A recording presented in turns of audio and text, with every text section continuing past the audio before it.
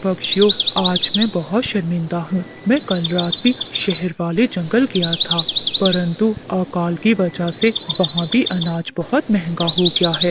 हम सब ने जितने पैसे जमा किए थे उनसे ये एक बोरी बाजरा ही आया है। ये एक बोरी हमारे लिए काफी नहीं है। अगर 2 दिन में कुछ न हुआ तो हमारे बच्चे भूख से नाढाल हो जाएंगे।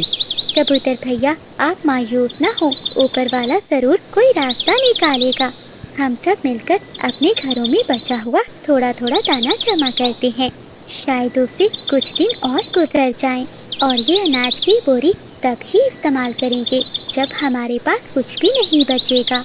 चिड़िया की बातें सुनकर बिजली का भी कहती है, अरे चिड़िया, तुम्हारी बड़ी बड़ी बातें सुनने के लिए हम यहाँ नहीं आए। हमारे पेट में चूहे दौड़ रहे हैं और तुम कह रही हो कि दाना जमा करो।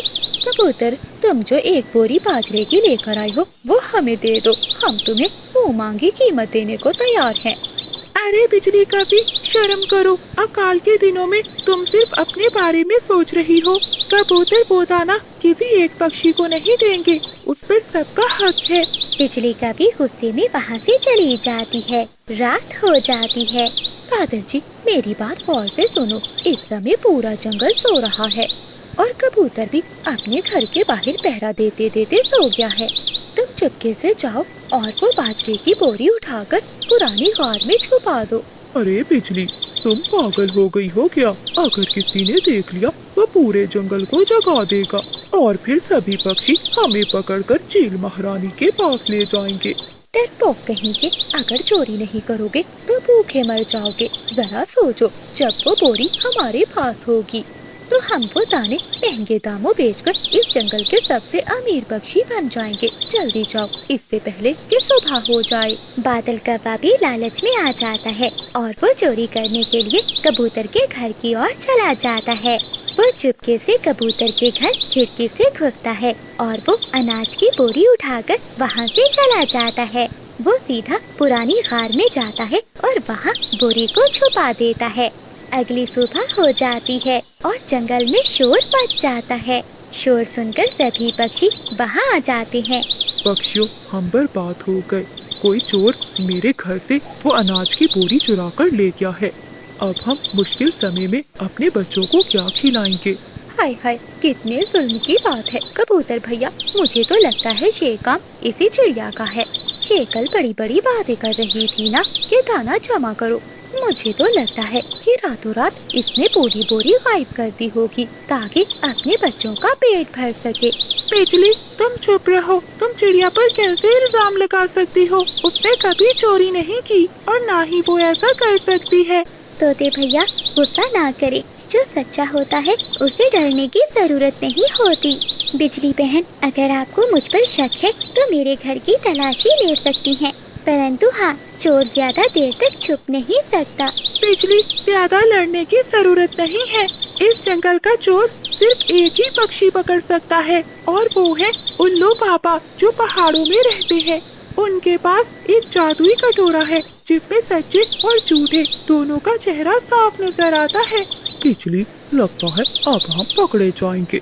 नहीं नहीं बादल जी, वो उल्लू बाबा तो ढोंगी है। उसे क्या मालूम कि चोर कौन है। तुम बस चुपचाप देखते रहो।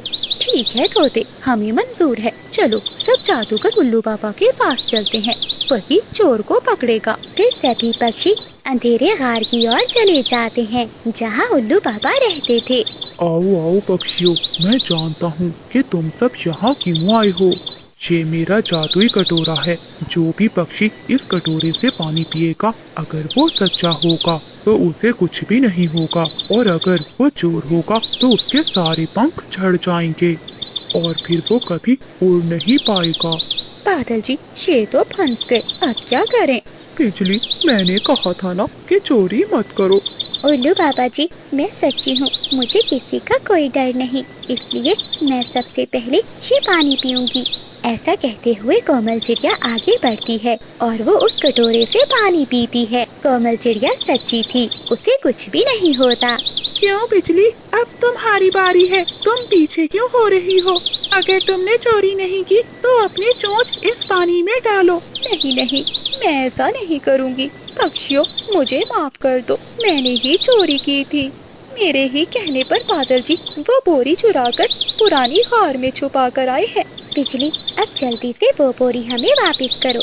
चिड़िया के ऐसा कहते ही बादल और बिजली जाते हैं और वो बोरी लेकर जंगल में आ जाते हैं। चोर पकड़े गए थे और अनाज की बोरी वापस मिल चुकी थी। कोमल बहन, हमें माफ कर दो, हम भूखे थे इसलिए लालच में आ गए, अब कभी ऐसा नहीं करेंगे। चिड़िया बहन, इन्हें सजा मिलनी ही चाहिए। नहीं तोते भैया, इन्हें अपनी गलती का एहसास हो गया है। तभी आसमान पर काले बादल छा जाते हैं और जंगल में तेज बारिश शुरू हो जाती है।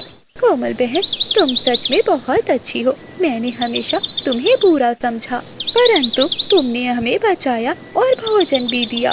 मैं वादा करती हूँ आज के बाद कभी चोरी नहीं करूँगी।